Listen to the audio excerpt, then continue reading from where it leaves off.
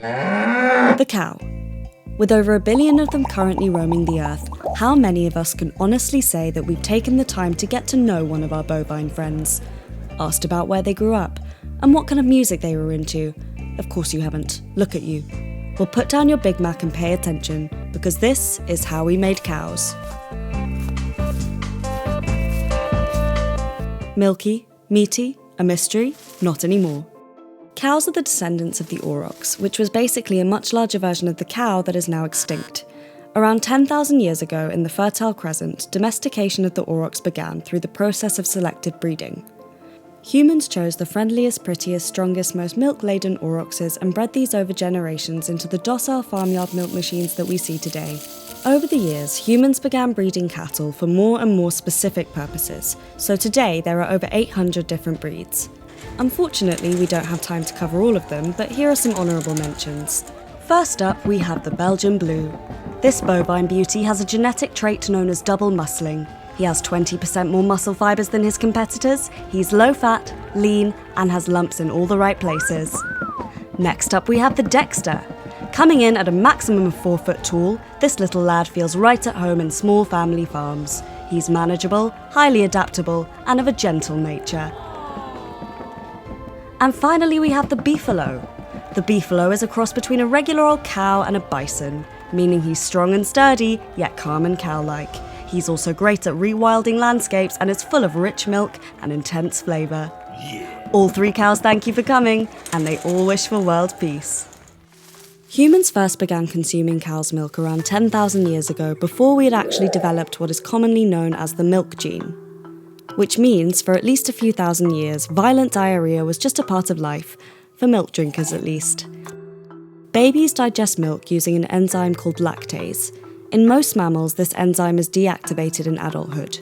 But around 8,000 years ago in Turkey, alongside the continued domestication of sheep, goats, and cattle, mutations around the gene responsible for lactase production increased in humans, which may have caused the development of lactose tolerance.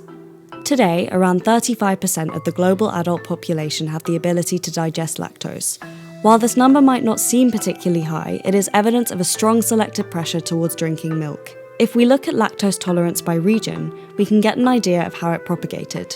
The main factor in whether a population is likely to be lactose tolerant is the climate of the region.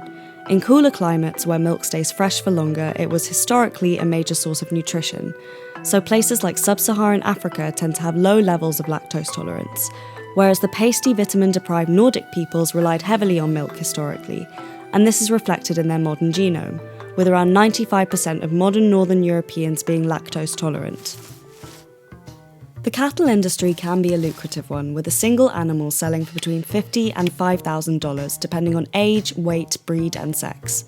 However, particularly rare or high pedigree cattle can go for hundreds of thousands of dollars. Another way in which the cow industry utilises cows is by making more cows. When a cow and a bull love each other very much, a man makes them grind up on each other, whips out an artificial vagina, and puts said bull's member inside it until he gets the job done. The semen is then stored in straws that are typically sold for between $15 and $150. Having said this, prices can far exceed this range depending on the bull, with 10 straws of prime Wagyu white gold selling for $67,000 in 2019. In 2016, a now deleted Reddit user took to the forum to ask health inspectors what was the worst violation they had come across.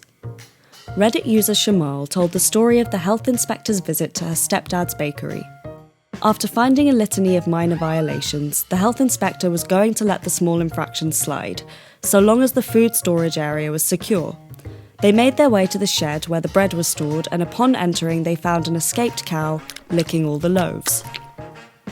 In response to this, Sam Garland, the mind behind Poem for Your Sprog, penned perhaps the most apt and beautiful piece of bovine poetry of the 21st century, and it's with this that we leave you. My name is Cow, and when it's night, or when the moon is shining bright, and all the men have gone to bed, I stay up late. I lick the bread. Thank you for watching, and be sure to subscribe for more regular content. As usual, all sources will be linked in the description, as well as the various forms of social media you can follow us on. If there was anything in particular we covered in this video that you would like to hear more about, or any topics you would like to see on the channel, then please leave a comment below.